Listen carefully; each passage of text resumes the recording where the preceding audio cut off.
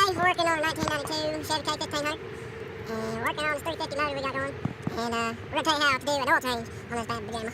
First off, everybody says drain your oil first. Well, yeah, you might as well go do that. Then you tighten everything up pretty good and then you come back under here. And it makes it a lot easier. Just follow these simple instructions. Step 1.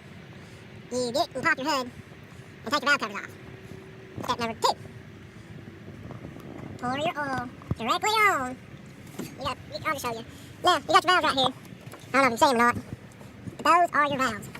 Now, I've had problems with it ticking, so I'm giving it an oil change, and then it's like, just to make it simpler, you just take it and pour a little bit on there until it gets full. You see, I mean, now it's all nice and greasy. So, yeah, that's what you do. Now we're going to tighten this up down. Good to go. You got to try to find a comfortable spot. I mean, there's a sweet spot in this truck. Your booty just sits right down in there. It feels good. There's this little deal right here. Don't ask me what it's called, but it's there and it's comfortable for a seat.